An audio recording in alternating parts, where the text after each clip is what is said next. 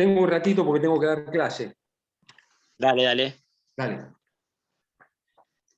Bueno, ¿qué tal? Estamos acá en una entrevista más de Agencia Nova, en donde estamos, la verdad, bueno, con alguien importante, un periodista, escritor, historiador, todo lo que tiene que ver con el fútbol y su ámbito. Guillermo Knoll, ¿cómo estás? ¿Qué tal? Muy buenos días. ¿Cómo andan? Bueno, para comenzar un poco, digamos, que nos cuentes, digamos, antes de entrar, digamos, de lleno en lo que es la historia del fútbol y demás, me gustaría poder empezar un poco por lo que es esta 10ª entrega de lo que es, digamos, su arte literario.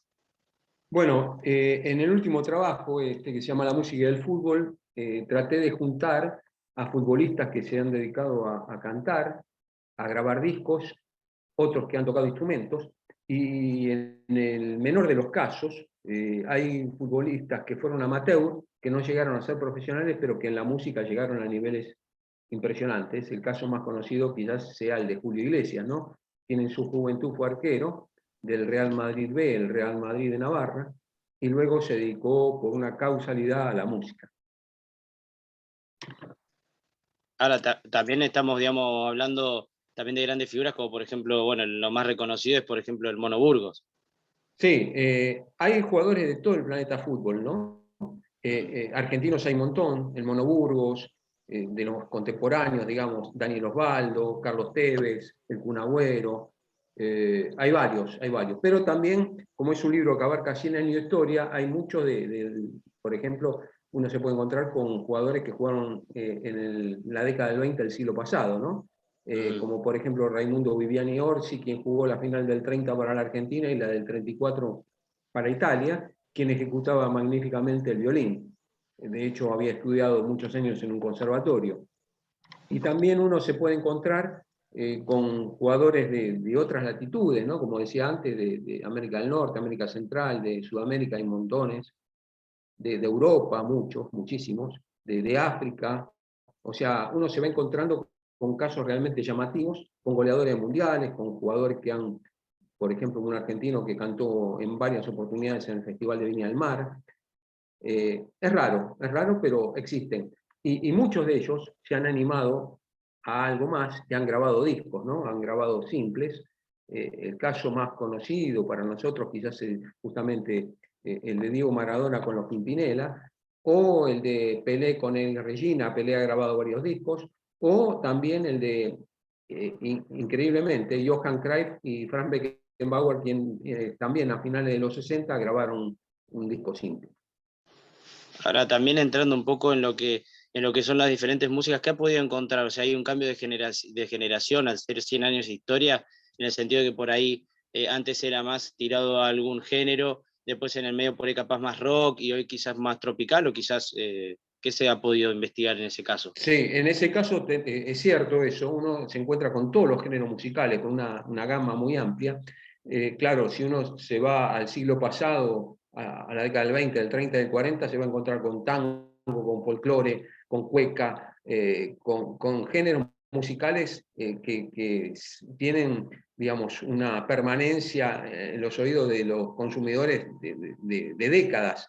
Y hoy se va a encontrar con jugadores que se dedican más al rock, al pop, a la cumbia, totalmente distinto, ajeno a lo anterior. Pero también uno se puede encontrar, por ejemplo, con cantantes de tango, con actuales, ¿no? Con cantantes de bolero, como Walter Fernández, por ejemplo, aquel puntero de Racing que canta muy bien, con Daniel Valencia, que emula muy bien a Sandro. O sea, hay muchísimos casos que uno en un amplio espectro de géneros musicales nos va encontrando. Ahora, también tiene que ver, digamos, un poco también la nacionalidad, también, porque o sea, hay muchas divisiones, me imagino, que se toman, porque también no es lo mismo quizás lo que hay más contemporáneo acá en Argentina, que es lo que es en Brasil, o que se toca en Europa, más allá de que hoy en día la interconexión del Internet ha hecho que por ahí los géneros musicales se vuelvan más mundiales. Sí, es verdad. El libro no sabía si separarlo por, digamos, género musical, algo que me resultaba muy difícil. Terminé separándolo por nacionalidad, ¿no? O sea, arrancando por los alemanes, argentinos y así sucesivamente. Uno se va encontrando con raperos, por ejemplo, como el caso de este jugador polaco nacionalizado alemán que salió campeón del mundo, Podolski, que ha grabado videos, que ha grabado diversos temas que él ha cantado, ¿no? Uno se va encontrando con una gama muy amplia, y tiene que ver también con la nacionalidad, ¿no? Porque eso cuenta y cuenta bastante. Ahora también, digamos, en esa división, digamos, a la hora de tener que construir el libro, porque me imagino que ha tenido de todo, por ejemplo, en el caso de tener que, como vos decías, separarlo por género, ¿cómo al final terminás separándolo? Porque tenés, digamos, muchas diversificaciones, me imagino, a la hora de tener que contemplar toda la información, decir, bueno, ahora tengo todo, ¿cómo lo organizo? ¿Cómo lo interconecto? Bueno, básicamente, como te decía antes, lo armé en función de nacionalidades. Y la música y el fútbol, tal cual se llama el libro, que para mí son dos pasiones sin límites, ¿no? Sobre todo la música, en donde no hay ser humano que viva o que haya vivido en la historia de la humanidad que no haya escuchado un género, un ritmo musical, o que no haya cantado una canción o por lo menos tarareado. eh, Tiene que ver con la posibilidad de mostrar que los jugadores también son capaces de hacer otras cosas, ¿no? Y de hecho, hay muchos que se han dedicado a otros temas, y en este caso a cantar, a tocar un instrumento, a ser muy flexibles, ¿no? Hay casos llamativos de jugadores que fueron campeones del mundo y que estuvieron muchos años en un conservatorio, o goleadores mundiales que han grabado discos, y que terminaron, por el caso, es el caso de Jacques Fontaine, un jugador marroquí nacionalizado francés que terminó siendo campeón del mundo, perdón, que terminó jugando el Mundial del 58 para Francia, y luego se dedicó al canto profesional. Así que uno va avanzando, va buscando. Yo conocía muchos casos, pero no sabía que había tantos. Imagínense que en este primer trabajo hay más de 160 casos. Fui hurgando en distintos lugares, y de hecho tengo montones de casos nuevos que podrían avalar un segundo trabajo, ¿no? Ahora, sucediendo justamente con esto, cuando se encontró con los 160 casos, eh, justo tuvo más y por ahí dijo, bueno, estos por ahí los guardo para X motivo, para una segunda entrega si es que me da, o digamos, lo tuvo que, digamos, sacar, digamos, por otros motivos por ahí a la hora de tener que armar el material. Lo que pasa es que uno, cuando hace este tipo de ensayos, llega un momento que tiene que decir basta, porque si no, no tiene fin, ¿no? Y si bien conocía algunos más, no sabía que había tantos. Y después, hurgando y buscando nuevos casos, seguí encontrando más de 100 nuevos, ¿no? Y de hecho paré un momento porque me estoy dedicando a otras cosas. Y sí, pero hay muchísimos casos. Lo que pasa es que hay casos donde, por ejemplo, yo los conocía porque los había entrevistado, que no eran tan sabidos, de jugadores profesionales que tocaban un instrumento, o hay algunos que no se animaban a hacerlo saber, ¿no? Quizás por pudor o porque no lo hacían tan bien. Pero hay casos que realmente llaman la atención al oído, ¿no? Y hay casos que fueron debut y despedida. Ahora, justamente quería entrar en esa pregunta. Digamos, está bien, es un poco de subjetividad, ¿no? En este caso. Pero, ¿hubo casos de éxito también en la música? Porque obviamente, o sea, en el fútbol, por ejemplo, también no es lo mismo ser jugador de fútbol que ser entrenador, no es lo mismo ser actor que ser futbolista. En el caso, bueno, de Vinnie Jones de Inglaterra lo logró, pero hay casos, digamos, de música donde ha encontrado que por ahí, bueno, es un caso de éxito. Bueno, el que te comentaba antes, Jacques Fontaine, justo La Fontaine, marroquí nacionalizado francés, goleador, máximo goleador en la historia de los mundiales, en Suecia el 58, con 13 anotaciones. Se volvió luego de jugar al fútbol profesionalmente y de ser técnico por un corto periodo, cantante profesional, y le decían el Sinatra francés, ¿no? Y de hecho cantó con los mejores cantantes franceses. Y hay otros casos. Sí, hay otros casos. Está el caso de uno de los arqueros cantores que jugó en el fútbol argentino, Julio Elías Musimesi, quien grabó un disco referido a su Boca querido, y que fue récord de ventas en la década del 50. Así que hay muchos casos que son llamativos. Y encontrarse en un libro, por ejemplo, con Pavarotti, quien no tenemos nada que agregar sobre lo que fue como cantante, pero que fue arquero en su juventud en el Módena, también llama mucho la atención. Ahora, también, digamos, ¿cómo fue que se empezó a dar, digamos, la investigación esta de la música y el fútbol? ¿Cómo surgió el tema, digamos? También, ¿y qué interrelación también busca? Porque me imagino que siempre hay como una conclusión, un concepto que se saca de toda investigación, de por qué se genera esa conexión entre la música y el fútbol, si bien hay otras conexiones en el fútbol, digamos, pero en esta particular. Y porque la música tiene ritmo y el fútbol también tiene ritmo.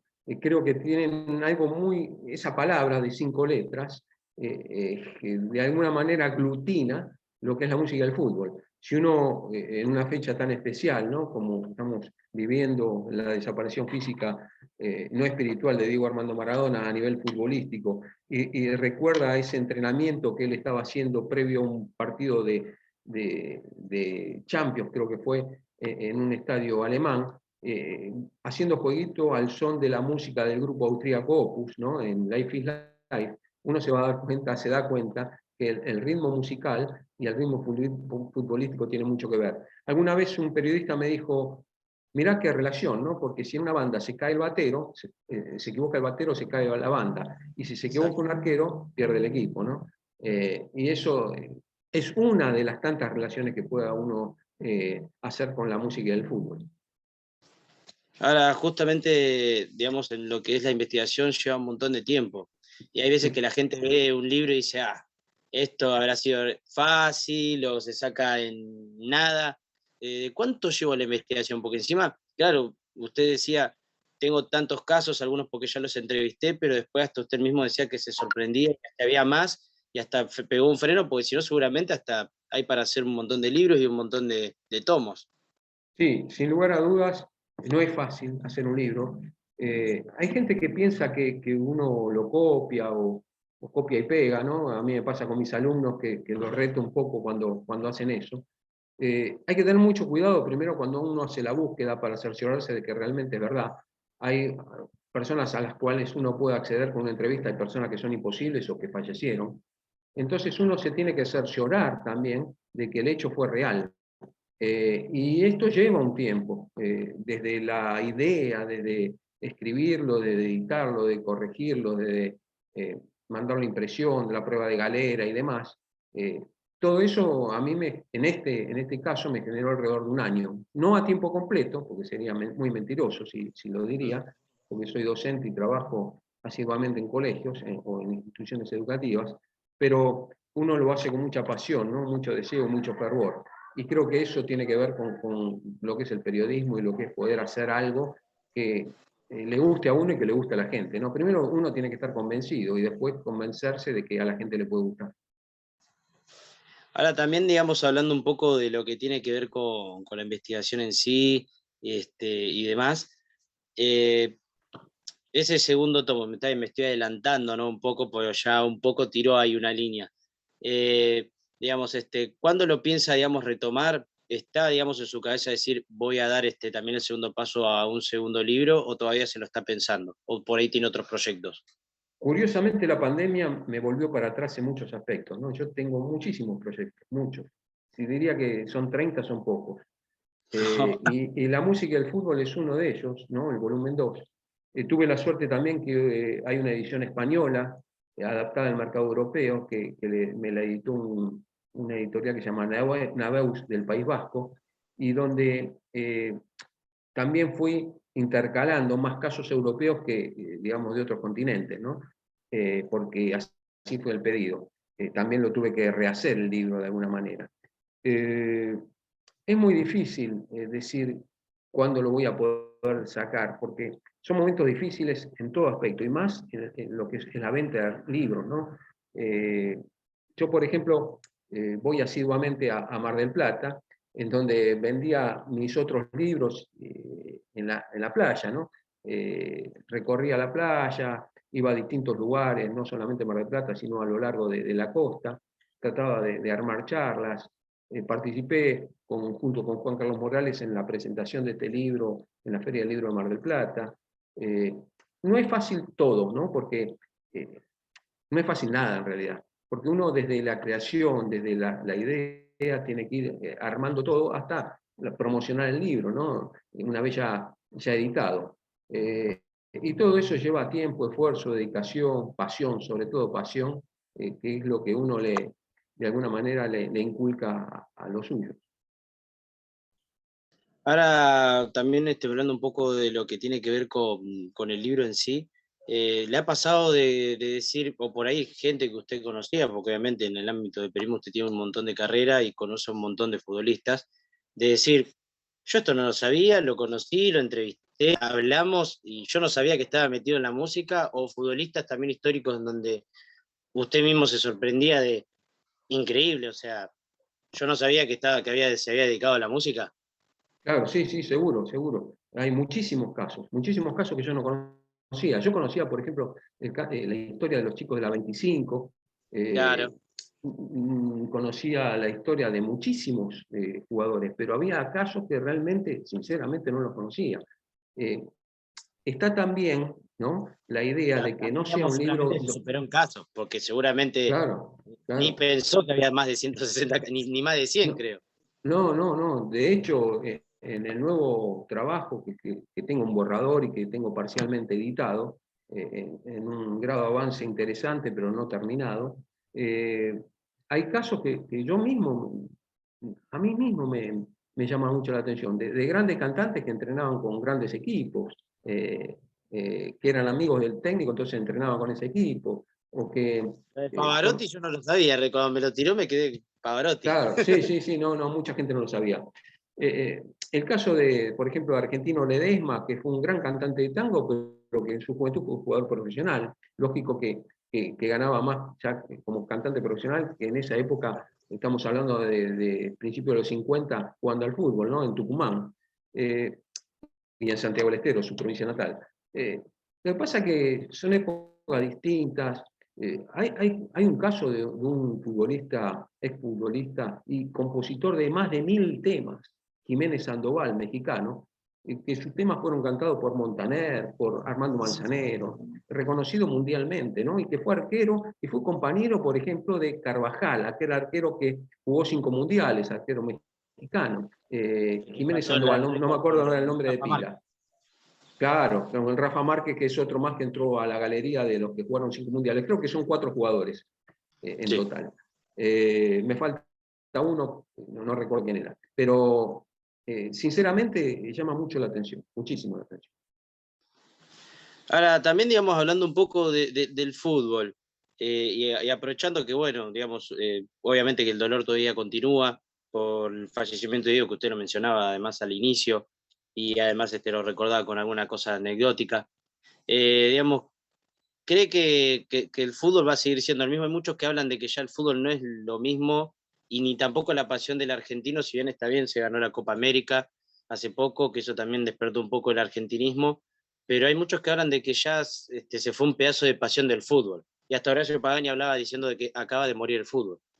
Y puede ser, sí. El Toto Lorenzo, que a muchos no le gustaba cómo dirigía, ni menos cómo jugaba, pero tenía mucha verdad, decía mucha verdad. Decía que primero hubo un fútbol lírico, después un fútbol táctico, y hoy es o sea, cuando él falleció, no hace unos cuantos años ya, desde ese momento para acá es un fútbol físico. Y sin lugar a dudas, hoy el que no está bien físicamente es imposible, quizás no lo tenga tanto en la táctica, pueda acceder a un triunfo, ¿no? Y se murieron o se van muriendo lamentablemente o van matando a los líricos del fútbol que tantas veces regaron los verdes césped del mundo, ¿no? Y que lamentablemente cada vez son menos tenidos en cuenta a la hora de formar un equipo, ¿no? Ese famoso 4-4-2 o 4-1-1, digamos, esas formaciones que hacen que el fútbol sea cada vez más amarrete y más físico y menos lírico, ¿no? Luego, muchos hablaban también está bien, esto es una estadística, digamos, más que nada un poco hablada de lo que tiene que ver con los porcentajes de rating y demás. Muchos hablaban de que, por ejemplo, Rusia 2018 representó una baja en lo que tiene que ver con los que estaban viendo fútbol, los televidentes, por ejemplo, y siempre rompía récords el Mundial en Argentina. Y hablaban de que eso era ya como un mensaje de que además hoy en día está la popularidad por otras partes, hoy en día por ahí quizás está más común que que las personas no vean fútbol. Y por ahí hasta hay gente, bueno, muchas veces que habla de la pasión un poco más por el equipo que hasta por la selección, aunque Scaloni, digamos, no podemos negar que hasta fue trending topic cuando estaba hablando de que dejaba la selección. Y entre todas esas cosas, muchos hablan a veces de, bueno, esto también, que ya no es tan visible antes el fútbol lírico, ver a un 10 pisando la pelota, ver a un Riquelme, a un Gallardo, a un Pablo Aimar, y hoy en día se habla de que también, como bien decía y citaba al Toto Lorenzo, con el tema de que se vuelve más físico y quizás hasta menos vistoso para la gente, desde que también hablan de la caída del superclásico como algo visible, también el tema de las canchas llenas, el tema de que no puede estar el público visitante. ¿Se puede hablar de que por ahí ya el fútbol se está convirtiendo casi cada vez menos en un poco más impopular? ¿O cree que puede llegar a haber un resurgir, digamos, de la pasión del fútbol? A medida que aumenta el negocio, el fútbol se vuelve impopular, porque no se deja ganar a los que realmente merecen ganar. No hace falta que diga los ejemplos, ¿no? Pero Claro, quizás el fin de semana o el lunes pasado se hizo justicia con un equipo que sube nuevamente a primera, ¿no? No hace falta nombrarlo. Pero más allá de ello, también hay una diferencia que me gustaría remarcar. Hasta la década del 90 al jugador no se le cuidaba tanto. De hecho, uno si recuerda el primer partido del Mundial, por ejemplo, del Mundial 90 entre Camerún y Argentina, lo que cobró Diego ese día fue terrible, ¿no? Con 2 sí. expulsados del lado de Camerún. Y si uno hace la comparación de lo que le pegaron a Diego Maradona, si uno hace un recuento y un repaso de videos y de jugadas, y lo que supuestamente, lo poquito que ligó Messi, se va a dar cuenta los cambios que hubo en cuanto al referato y cómo se pensó más en el jugador. Hasta por ahí nomás, ¿no? Porque también se los hace jugar en horarios, bueno, el Mundial del 86 se jugó al mediodía mexicano, ¿no? El mediodía mexicano, donde entre la Exacto. humedad, el calor y el smog hacían que los jugadores no tengan el mismo rendimiento, y la altura, no tengan el mismo rendimiento que ellos podían tener. Pero bueno, son muchos factores que tienen que ver con el negocio del fútbol, que ante todo es lo que prima y lo que deja de alguna manera de lado al fútbol. El negocio mata al fútbol. Es verdad, eso es lo que remarcaba de que a Diego no lo cuidaban tampoco, o sea, le ¿No? pegaban por todos lados. Hasta el mismo fútbol italiano, cuando se jugaba en la Juventus y el Napoli, cobraba como nunca. Sí, sí, sin lugar a dudas. Y basta recordar ese partido en el estadio de Lima, donde el jugador peruano Reina un poco más se lo lleva a la casa, ¿no? Era una cosa realmente increíble. De Me que acuerdo la cuando famosa foto que lo está Diego agarrando de la volvió, mano. claro, cuando Diego volvió de ese partido y del partido creo que se jugó después contra Venezuela, que Argentina ganó 3-2. Estamos hablando del año 85, para la clasificación del Mundial del 86, mostró su rodilla y mostró, o sea, bueno, todos sabemos, ¿no? Cuando lo quebraron jugando en Barcelona, lo que le han pegado, ¿no? Es increíble. Yo rescato, por ejemplo, un jugador argentino, nacido futbolísticamente en Vélez, Abel Moralejo, que recuerdo como hoy, ¿no? Jugando para Quilmes, él lo marcó, todavía Diego jugaba para Argentinos Juniors, y lo marcó de una manera excelente. Hasta Diego lo reconoció, hablando yo con Moralejo en una oportunidad, me comentó que el Diego lo reconoció, le dijo, gracias por no pegarme, me marcaste muy bien. Exacto. Pero en la generalidad le pegaban, le tiraban con todo, ¿no? Cosa que a Messi lo han cuidado, o el fútbol, de alguna manera, ha tratado de cuidar a los ídolos. A Es Cristiano que, Ronaldo tampoco le pegaron tanto. claro, por ejemplo, en el caso de Maradona, todavía tengo en la mente cuando él va corriendo con la pelota en el Mundial, le pegan, va girando, hace una vuelta de carrera y sigue con la pelota. Claro. Sí, sí, sí, sí. Sí, no, fue algo realmente estupendo. Y la carrera de Diego, más allá de lo humano, de lo personal, a lo cual no me voy a referir, futbolísticamente era un motivador y un genio.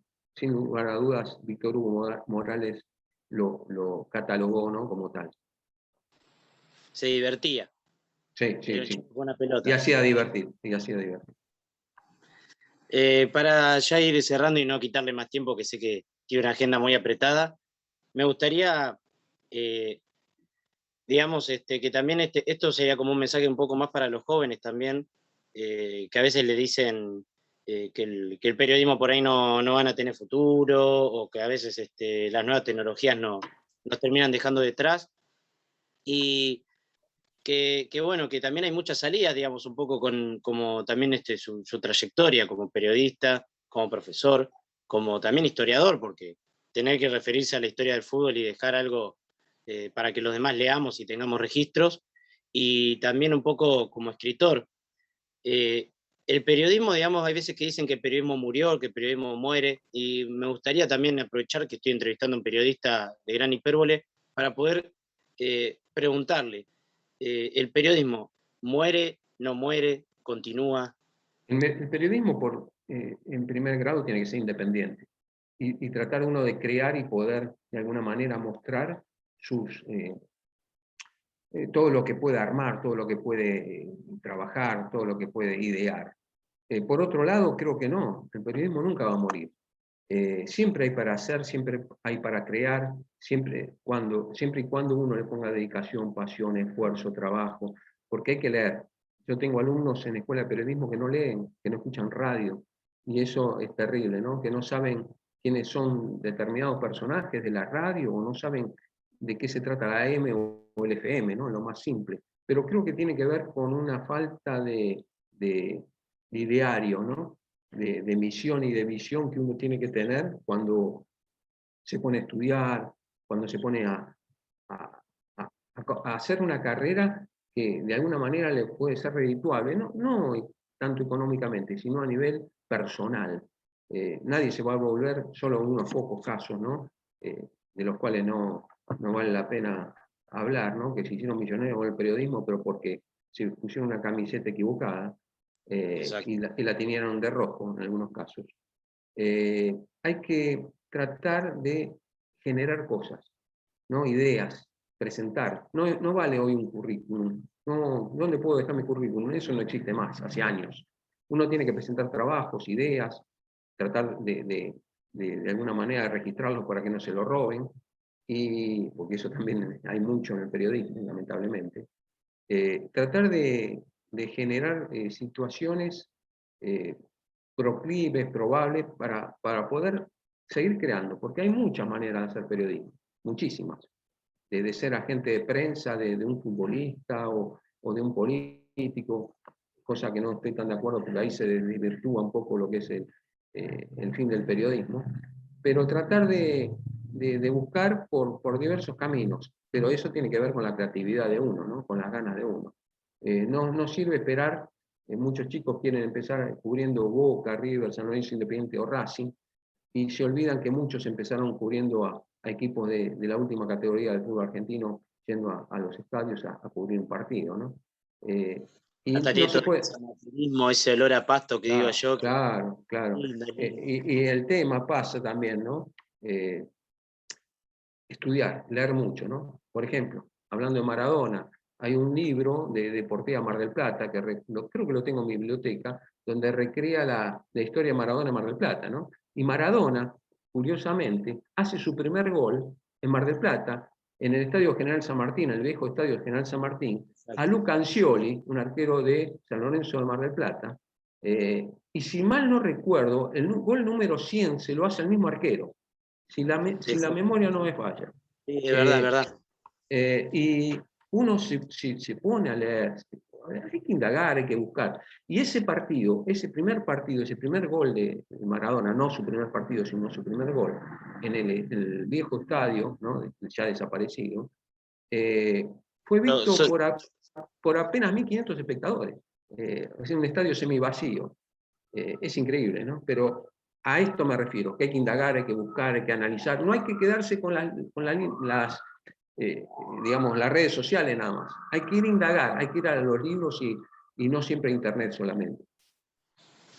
La verdad, muchísimas gracias, Guillermo, y ojalá podamos tener otra gran entrevista y poder hablar de fútbol, porque la verdad que es una eminencia. Y como usted bien citaba también, es como esas cosas con Juan Carlos Morales, que que son periodistas que entienden mucho de fútbol y está bueno, está bueno.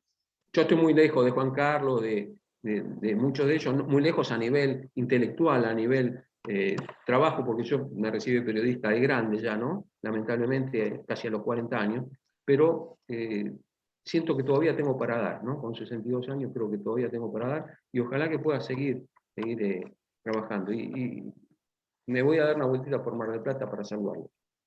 Juan Carlos dice, el periodismo es el único trabajo donde no existe la jubilación. Claro, claro que sí, sí, sí, porque es muy pobre. Muchísimas gracias, Un abrazo, Guillermo. La verdad que un bueno, abrazo. ya estaré seguramente leyendo el libro porque aparte soy muy futbolero, así que. Yo voy a estar por Mar del Plata quizás el mes que viene, y tengo algunos ejemplares de El fútbol es un juego de locos, del libro de Manual de Curiosidades Mundiales y el último de la música y el fútbol. Cualquier cosa avísame. Sí, obviamente, si ya apenas me dice y Dale, yo voy a dale, estar ahí comprándole uno de cada uno, porque dale, aparte me encanta leer, me encanta. dale, dale, dale. Vos vivís en Mar del Plata. Exacto, vivo en Mar del Plata. Dale, dale, dale, te aviso cuando ando por ahí. Muchísimas gracias, en serio. Un abrazo, un abrazo. Un abrazo Chau. gigante. Chao.